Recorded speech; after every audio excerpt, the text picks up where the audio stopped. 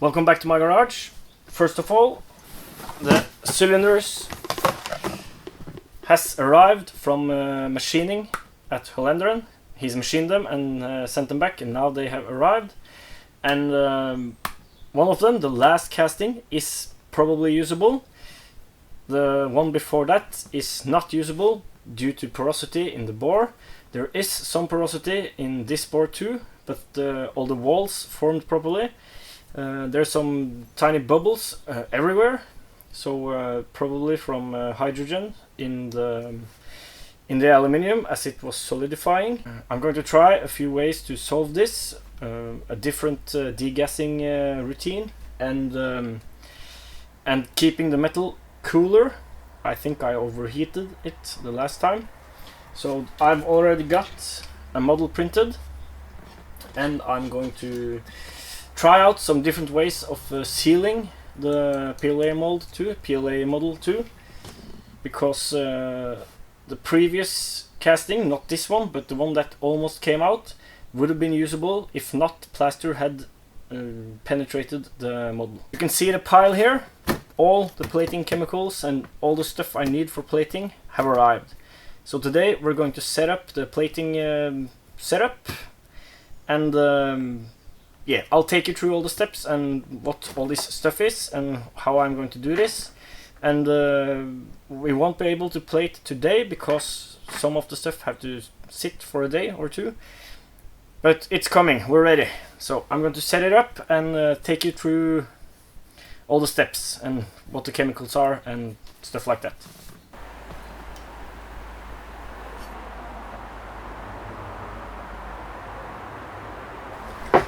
I was initially going to make something more permanent, but with the limited room I've got here, now that I have a casting station and the dyno and everything else, I think it's best, because I won't be plating very often, I think, best to keep it like this and just move it away when I'm not using it. First step, and that's cleaning the cylinders. I will do that inside in the kitchen sink, just cleaning them with normal household detergent. Then I will clean them in an acetone bath here,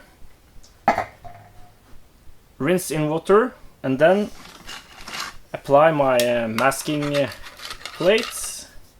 I'll just hot glue them on like so, and also attach the connection wire to the cylinder and spray it down with Plastidip to seal everything that's not going to be plated. I will also shove some closed cell foam into the ports to seal them from the inside of the bore. So in that way I won't be plating a lot of area that's not supposed to be plated. So that's the first step. Second step, an alkaline cleaner. I was going to use just plain sodium hydroxide, lye or caustic soda, but all the chemicals I got from Gatero's Plating in the UK, and they had this GP light duty alkaline cleaner, which probably works better than just lye. It says its contents are sodium metasilicate. Now that's kind of a cleaner in itself, but what I think this is a combination of that and a detergent. So the sodium metasilicate is enhancing the cleaner in this solution. So that's going to be mixed with water. The alkaline cleaner solution will be kept at a higher temperature than the other things here, probably at around 60-70 degrees Celsius, I think. Yep, then there's the water bath here to clean off the alkaline cleaner, and a spray bottle to spray it down. Next step is acid bath to etch the aluminium and prepare it for the next step after that, which is the syncate step. So etching with acid. This is acid salt sodium hydrogen sulfate and sodium fluoride. I'm particularly interested in the fluoride here. I will tell you why in a second. So the next step was the zincate. That's zinc oxide and sodium hydroxide. I'm going to do a double zincate process. I was initially going to hone the cylinder in the zincate solution, and I might do that, but now that I have these acid salts, and as it contains fluoride, I think I might be able to etch the cylinder or etch away the aluminium oxide properly for a double zincate to work. Usually you will use a solution of nitric acid and hydrofluoric acid to etch high silicon content alloys. Now, nitric acid is forbidden in Norway in concentrations above 3%. I don't really care, but hydrofluoric acid, that's a no-go. I will not touch hydrofluoric acid. Now this acid salt contains fluoride, which means there will be fluorine ions in solution when it's in solution with water. So it's proper dangerous stuff too. Not as bad as hydrofluoric. Let's say like a very dilute hydrofluoric solution.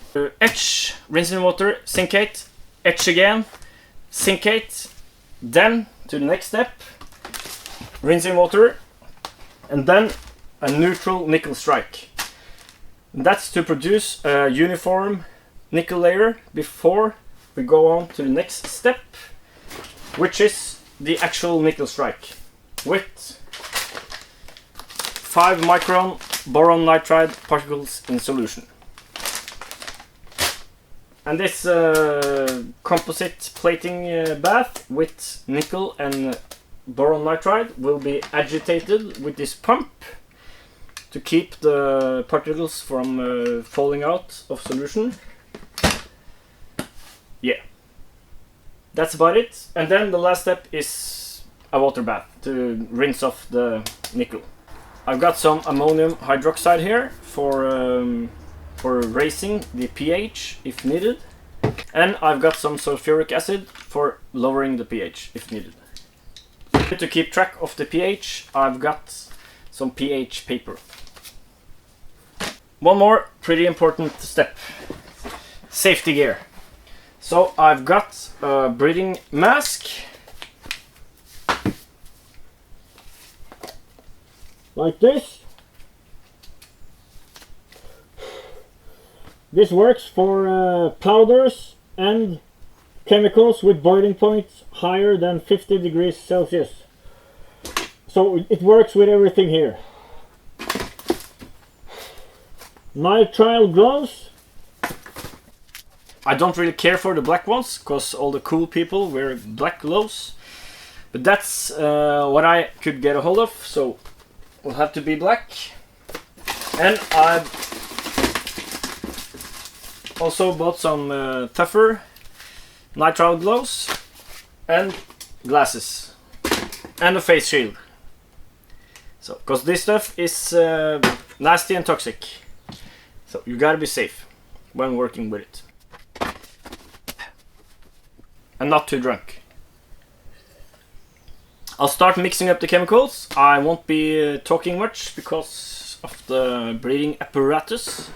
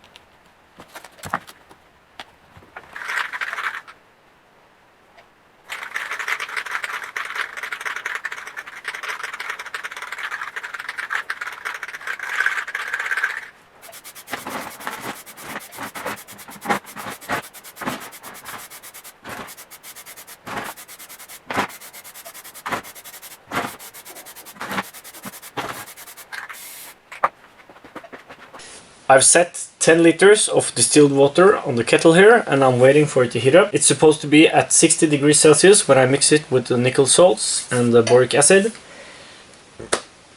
I realize now that I need to get more distilled water, or deionized water, which is easier to get hold of here in my part of the world, and it works just as well for this application. So I got 50 liters, I probably need to get maybe 50 liters more, not a problem. So I'll bring you back when I've got the water up to temperature, and we'll mix the chemicals.